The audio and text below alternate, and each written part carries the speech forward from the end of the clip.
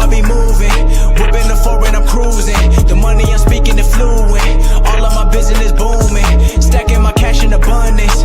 All of my family funded. Finally got what I wanted. Life is amazing, I love it. Everyone know that I run it. Yeah, look at me now, I came up. I've been thinking back then when I almost gave up on the game, cause I never got in my way.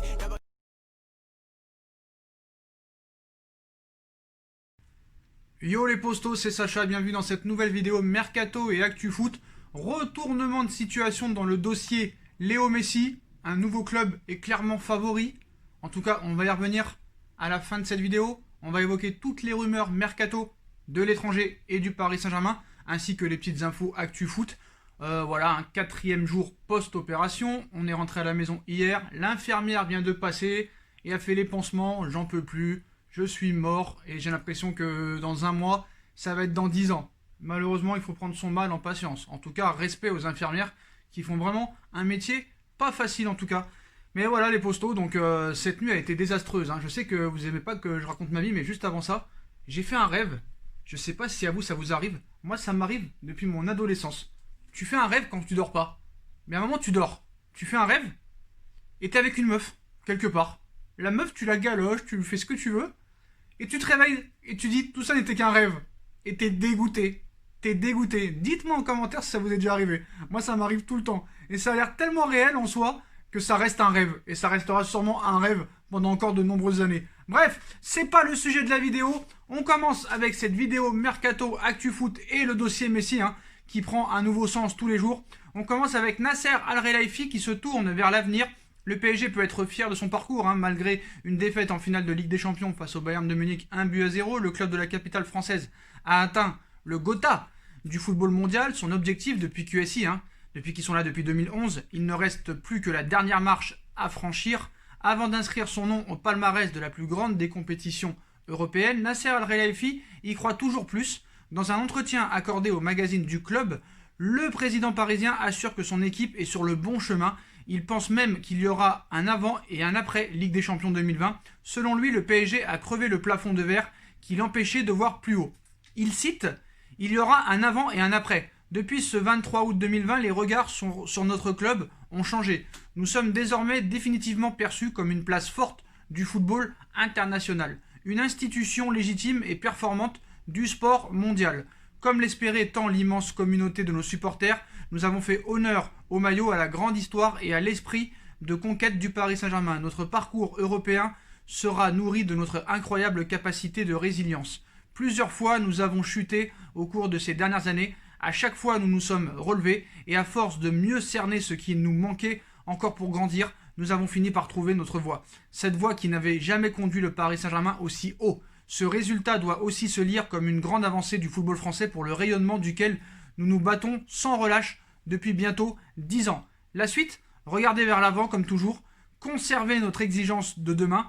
À 50 ans, nous sommes plus sûrs que jamais d'être engagés sur le bon chemin. Voilà les propos de Nasser Al-Khelaifi. Donc ces propos arrivent notamment par l'avenir. Et l'avenir nous dit Mercato. Donc le Mercato, donc Juan Bernat, latéral gauche du Paris Saint-Germain, qui a évoqué hier son envie de rester encore plusieurs années au Paris Saint-Germain, mais il n'a pas encore prolongé officiellement. Et Juan Bernat a évoqué son Mercato et la possible venue de Léo Messi. Donc arrivé en 2018 du Bayern de Munich, Juan Bernat s'est plutôt bien intégré au Paris Saint-Germain. Il est le titulaire du côté gauche de la défense parisienne et à la confiance de Thomas Tuchel. Pourtant, les négociations pour une prolongation s'éternisent, mais dans une interview à Radio Marca, l'Espagnol a réaffirmé son envie de s'inscrire dans la durée dans la capitale. Il cite « Je joue beaucoup depuis 2 ans, c'était ce que je voulais. Il me reste 2 ans sur mon contrat et je suis très content. J'aimerais y être pendant de nombreuses années encore. Le club a un très gros projet et continue de grandir. » Questionné plus généralement sur le mercato du Paris Saint-Germain, le latéral en est venu à parler de la possible arrivée de Léo Messi, dont on en reparlera plus tard dans la vidéo. Si tout le monde rêve de jouer avec la Pulga, il s'est montré un peu plus mesuré. Il cite « Je ne sais pas ce qui va se passer. Pour moi, il est le meilleur joueur de l'histoire. Au Barça, il a tout fait. Il a rendu le club très grand, mais pour le football espagnol, ça serait bien s'il restait. » Les propos du natif de Cullera, à 340 km au sud de Barcelone, feront certainement grincer les dents de certains. En tout cas, apparemment, il n'est pas pour l'arrivée de Messi. On en reparlera plus tard. Bon, On passe au mercato. À l'étranger, Donny van de Beek a passé sa visite médicale. En attendant peut-être Jack Grealish et Jadon Sancho, Donny van de Beek devrait être la première recrue du mercato estival pour Manchester United. Le milieu néerlandais, qui aurait aussi pu s'engager avec le Barça ou le Real Madrid, devrait arriver en Angleterre pour la saison prochaine et une somme avoisinant les 45 millions d'euros. Actuellement aux Pays-Bas pour y préparer les matchs de la Ligue des Nations contre la Pologne et l'Italie, le joueur de 23 ans ne peut cependant pas paraffer son contrat tout de suite. Et pour gagner du temps, les Red Devils auraient réussi à faire passer une visite médicale aux joueurs de l'Ajax. Pendant le rassemblement, selon Sky Sport, le Néerlandais l'aurait réussi et serait à Manchester après la trêve internationale pour signer son contrat qui devrait le lier au Mancunien jusqu'en 2025. Franchement, j'ai envie de passer un message à Leonardo. 45 millions, Donny van de Beek. As-tu raté quelque chose encore une fois? L'avenir nous le dira en tout cas. Mais bon, il file à Manchester United. Après, qu'est-ce qu'on a comme information? On va passer à Ivan Rakitic, qui quitte le FC Barcelone et retourne au FC Séville. Après 6 années passées au FC Barcelone, Ivan Rakitic va bien quitter le club catalan. Le milieu croate a fait le choix du cœur en rejoignant le FC Séville, un club qu'il connaît bien puisqu'il y a évolué entre 2011 et 2014. L'aventure de Rakitic, 32 ans au FC Barcelone, avait bien débuté, indiscutable lors de la saison 2014-2015 où il avait pris la place d'un Xavi vieillissant. Le Croate a été l'un des hommes forts du club catalan et gagnera la Ligue des Champions contre la Juve en finale 3-1, gardant un très bon niveau la saison suivante. Il a cependant peu à peu décliné, passant de satisfaction à déception, trop neutre et pas assez incisif. Celui qui a été finaliste de la Coupe du Monde 2018 a perdu en influence sous Ernesto Valverde et Quique Setién. Alors que son contrat arrivait à son terme en juin 2021, son transfert devenait de plus en plus logique. Proposé comme monnaie d'échange dans certains transferts, comme la tentative infructueuse de faire revenir Neymar, Ivan Rakitic est finalement resté en Catalogne où son bilan reste correct. En 6 ans, il a gagné 4 fois la Liga, 4 fois la Copa del Rey, une fois la Ligue des Champions, 3 Supercoupes d'Espagne, une Supercoupe d'Europe et une Coupe du Monde des clubs. Le tout en disputant 310 matchs, toutes compétitions confondues, pour 36 buts et 40 passes décisives. Si l'histoire entre Rakitic et le Barça se termine dans l'ombre, le natif de Moline, en Suisse, a malgré tout vécu une période dorée au Camp Nou où il aura franchi un cap cependant. Il vient de quitter la Catalogne. Voulant l'attirer dans ses filets, le FC Séville est arrivé à ses fins et lui a offert un contrat de 4 saisons. Le joueur de 32 ans retrouve ainsi un club dans lequel il a joué entre 2011 et 2014, remportant au passage une certaine Ligue Europa en 2013 et 2014, disposant encore d'une bonne condition physique et d'un âge pas si élevé. Il tentera de s'imposer dans l'équipe coachée par Lopetegui. Le départ du maestro Ever Banega lui ouvre notamment quelques perspectives avec Séville. Donc Ivan Rakitic, qui a joué avec le FC Bâle et Schalke 04, va donc revenir au Bercail pour une somme avoisinant les 10 millions d'euros. Le club andalou s'est félicité du retour du joueur croate dans un communiqué. Le Croate revient à Nervión 6 saisons plus tard pour continuer une histoire qui a commencé en 2011. Le FC Séville et le Barça ont conclu un accord pour le transfert du milieu de terrain Ivan Rakitic, qui vivra ainsi sa deuxième étape en blanc et rouge après avoir appartenu au club entre janvier 2011 et juin 2014. L'international croate, qui a joué 105 rencontres avec l'équipe des Balkans, il est rentré chez lui 6 ans après son départ dans l'équipe du Barça, peu de temps après avoir soulevé la 3e Ligue Europa à Turin. Donc voilà, le Barça va récupérer 10 millions d'euros dans l'affaire. Donc le dégraissage commence aussi du côté du FC Barcelone. Donc avant d'arriver au dossier FC Barcelone, est-ce qu'on a une autre info mercato à l'étranger? Non. Bon, on va passer au mercato parisien. Contact pris avec Milan Skriniar. Et oui, les postos. Thiago Silva est parti du Paris Saint-Germain après 8 ans dans la capitale pour signer à Chelsea. Si le PSG semble équipé pour bien encaisser son départ avec Presnel Kimpembe, Marquinhos ou Abdou Diallo, rien n'empêche de se positionner sur un nouveau défenseur central. Et Leonardo poursuivrait la piste de Milan Skriniar, 25 ans, défenseur slovaque de l'Inter de Milan. Selon Sky Sport Italia, les représentants du club et de ceux du joueur seraient actuellement en pouparlers en vue d'une potentielle signature et non prolongation. Cependant, aucune offre concrète n'aurait encore été transmise par les Parisiens aux Lombards. En tout cas, Milan Skriniar serait la priorité au poste de défenseur central du côté parisien. A voir si Leonardo fera une offre dans les prochains jours. Mais en tout cas, Paris a pris contact avec Milan Skriniar. On continue avec le mercato du Paris Saint-Germain et une piste, on va dire, assez surprenante. Leonardo s'est renseigné sur Memphis Depay. Je suis là depuis 4 ans, c'est vraiment bien pour moi. Les gens sont gentils et je suis capitaine. Après, vous devez penser à votre carrière, à vos ambitions. Et comme on le sait, cette saison, il n'y a pas de Ligue des Champions, donc c'est très dur à accepter. Memphis Depay évoquait son avenir il y a quelques jours, laissant entendre qu'un départ était envisageable cet été, à 1 an de la fin de son contrat avec l'Olympique Lyonnais. Et selon les informations de France Football, le Paris Saint-Germain pense à lui. Le directeur sportif Leonardo s'est ainsi renseigné pour un éventuel transfert récemment, sans pour autant avoir formulé une proposition concrète à l'Olympique Lyonnais. Affaire à suivre, mais le néerlandais risque bien d'être l'un des bons coups de ce marché estival. Moi, Léo, je veux bien, mais les latéraux, ils sont où? Les milieux de terrain, ils sont où? Pour l'instant, niveau offensif, c'est pas prioritaire. Et en plus, Memphis Depay, c'est pas un attaquant numéro 9 que tu recherches en doublure de Mauro Icardi ou de Kylian Mbappé. Donc Memphis Depay, déjà, je suis pas fan du joueur. Je l'ai dit plusieurs fois après des débriefs de matchs contre l'Olympique Lyonnais. Franchement, moi, je suis pas pour. Et en plus, ce n'est pas la priorité. Il te faut un milieu de terrain, voire 2, un latéral droit, et une doublure à Mauro Icardi et un défenseur central. Memphis Depay n'est pas une priorité. Bref, c'est assez bizarre. On verra ce que l'avenir nous réserve, mais en tout cas, je comprends pas vraiment le choix de s'intéresser à Memphis Depay, qui est déjà, premièrement, pas extraordinaire. Déjà, faut dire la vérité. Je pense que s'il était si extraordinaire que ça, il y a beaucoup de clubs qui se positionneraient dessus depuis plusieurs années. Et apparemment, ça ne frappe pas au portillon pour monsieur Memphis Depay, donc je ne comprends pas. Je ne comprends pas.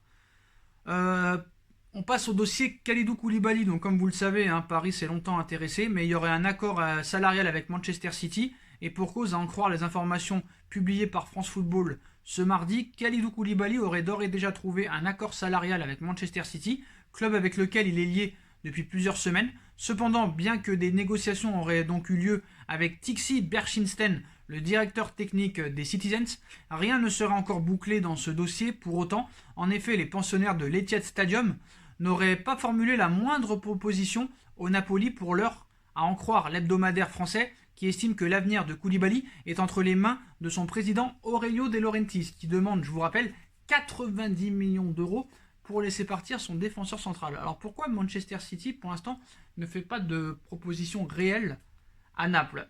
On peut se dire que c'est parce que monsieur Léo Messi va arriver à Manchester City. Et c'est sûr que si on donne 250 millions d'euros à la signature à Messi, plus un salaire brut de 100 millions d'euros annuels, c'est problématique pour les autres recrues. Et on a vu que le fair play financier n'existe plus pour Manchester City. Le fair play financier n'existe plus.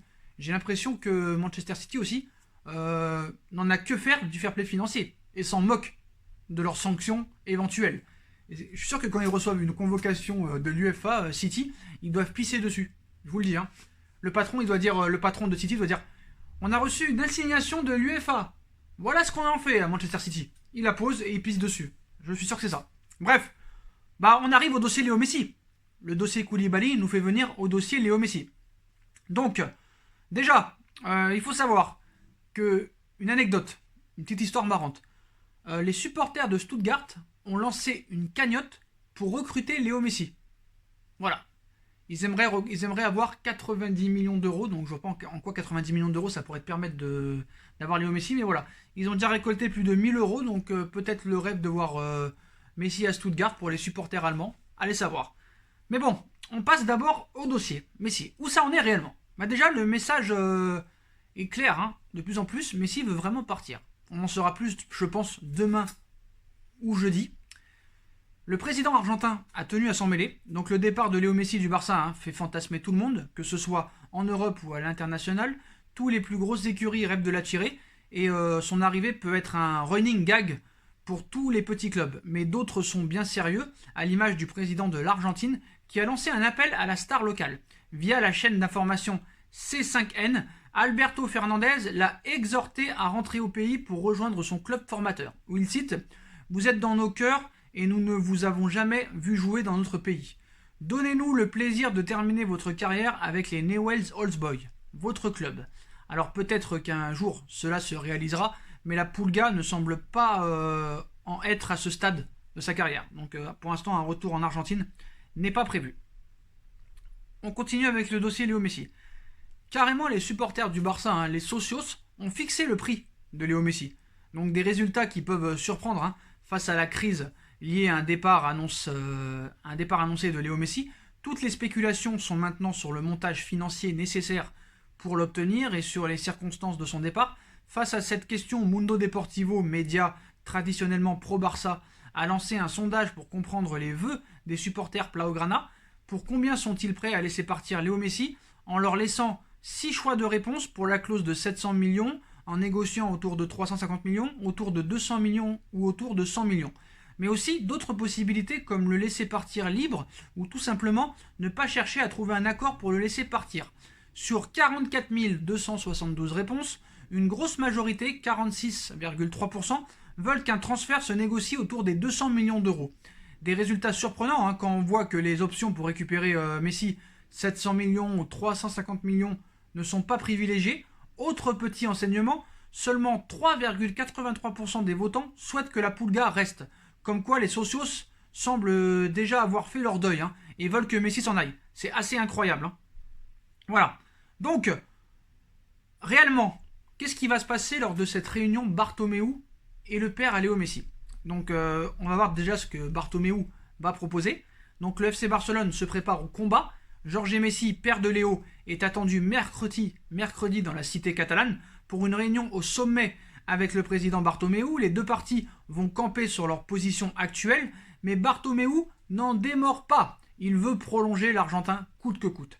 C'est la réunion que toute la presse espagnole attend de pied ferme mercredi. Le père de Lionel Messi, Jorge, sera présent à Barcelone pour rencontrer le président Bartomeu et exprimer clairement sa position, laquelle est son fils est libre, puisqu'il considère que sa clause pour partir gratuitement a été décalée à la fin réelle de la saison, fin août, et son fils veut bel et bien changer d'air.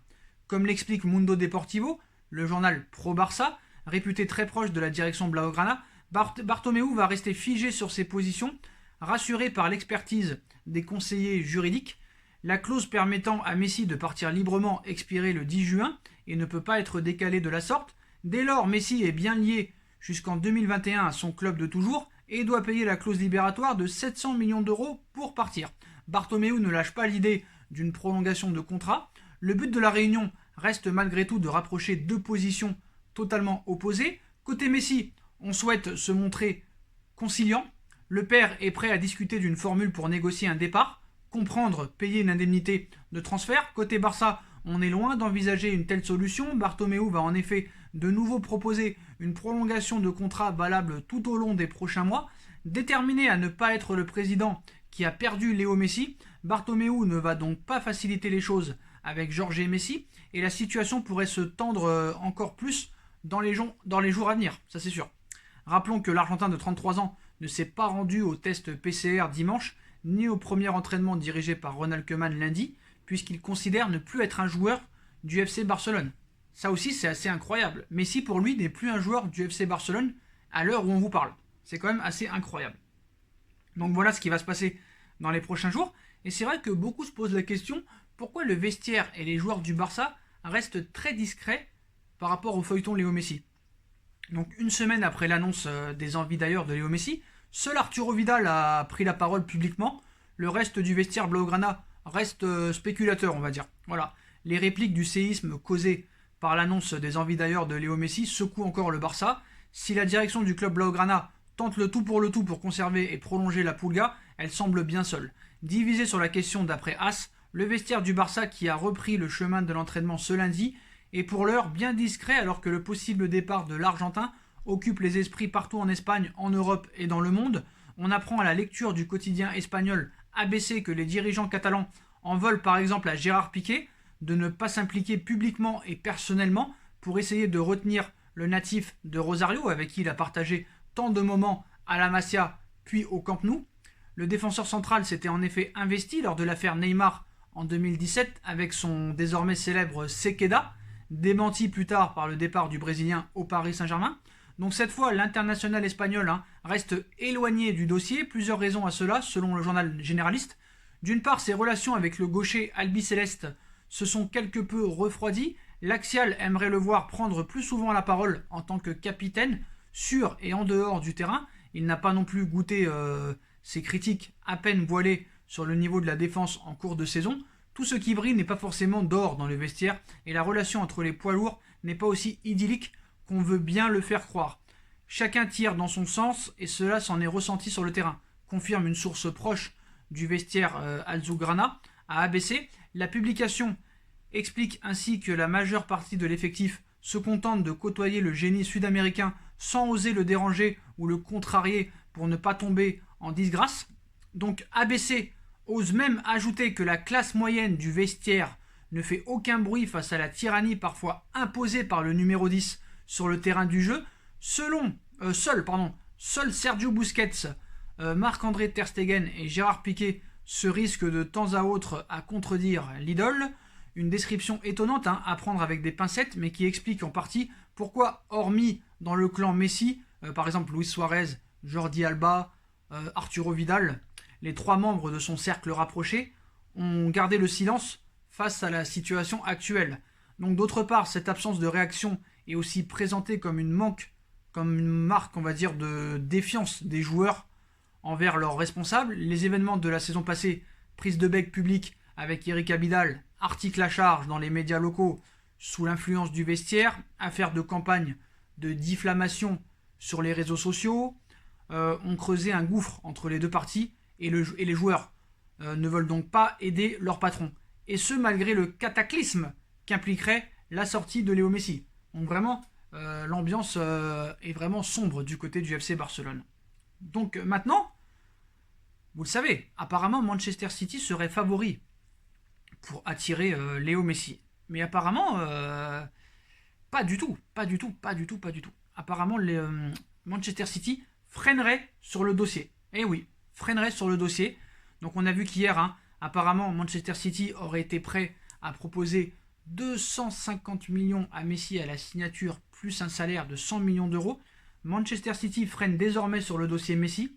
Immédiatement désigné comme le club susceptible d'accueillir le génie argentin, Manchester City est désormais circonspect quant aux chances de signer Léo Messi. L'aspect financier est évidemment la raison principale de ce recul. Une prime de 250 millions d'euros, un salaire annuel brut de 100 millions d'euros, 3 ans à Manchester City puis 2 ans au New York City FC. Voilà comment a été présentée l'offre démentielle des propriétaires émiratis du club mancunien et new-yorkais pour Léo Messi. Depuis une semaine et la lettre recommandée envoyée par le numéro 10 à son club, c'est l'effervescence en Europe.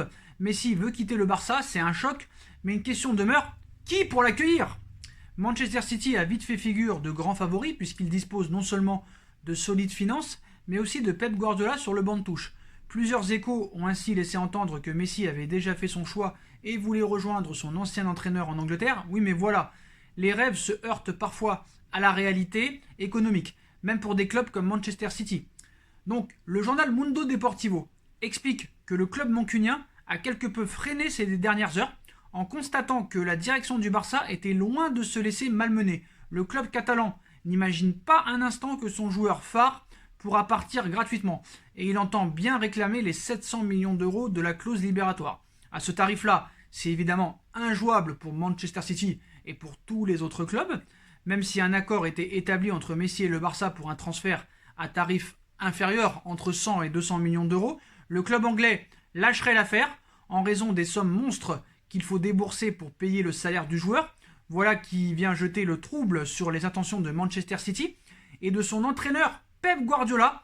En effet, ce dernier a bien eu Lionel Messi au téléphone, mais selon Mundo Deportivo, il lui aurait conseillé de rester au FC Barcelone pour y terminer sa carrière, alors même que le joueur le sondait sur la possibilité de rejoindre Manchester City. Voilà qui peut donner des motifs d'espoir aux supporters barcelonais ou d'un autre club. Parce que là, c'est quand même incroyable.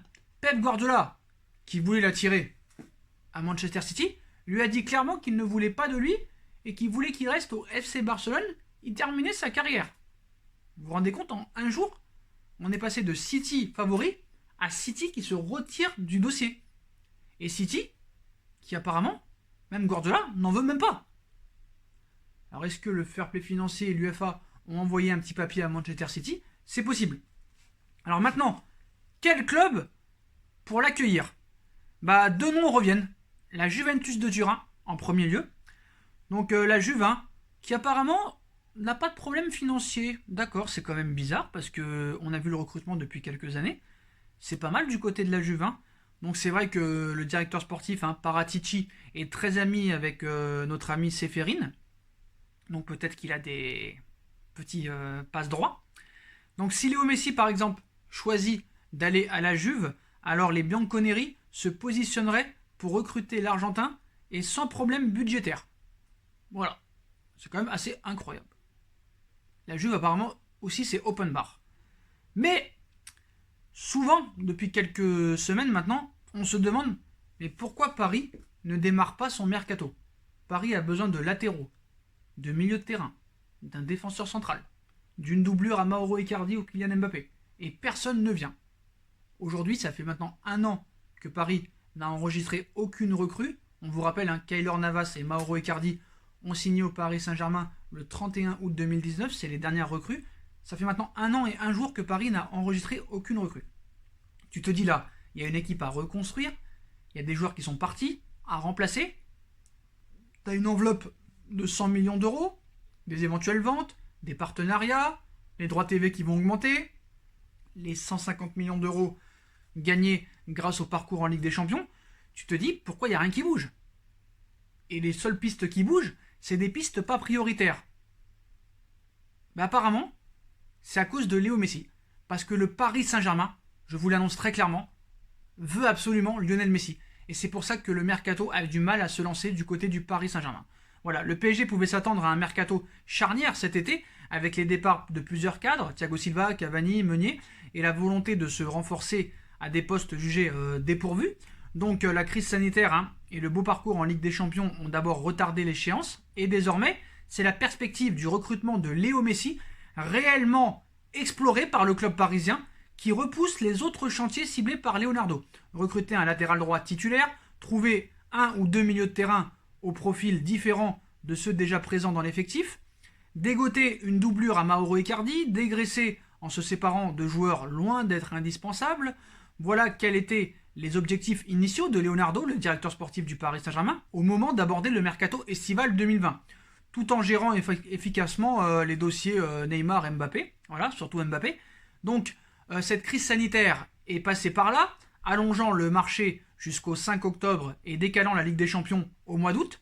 Dès lors, les déclarations d'intention de Leonardo au début du mois de juin dernier ont été impactées, même s'il faut lui reconnaître de la suite des idées, puisque les fins de contrat qui étaient Cavani, Thiago Silva, Choupo-Moting et Meunier ont bel et bien quitté le club, dans des conditions différentes pour chacun, et forcé de constater qu'après 15 jours de mercato, il a de nouveau ouvert officiellement le 15 août, le PSG n'a recruté et vendu aucun joueur.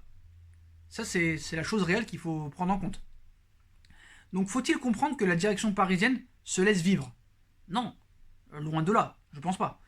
Loin de là. Lisbonne, théâtre particulier du Final 8 de la Ligue des Champions, a aussi été le lieu de rassemblement des agents, des directeurs sportifs les plus influents du monde. Leonardo a ainsi pu échanger avec de nombreux acteurs du football. Le discours était le même, attendre la fin de la Ligue des Champions.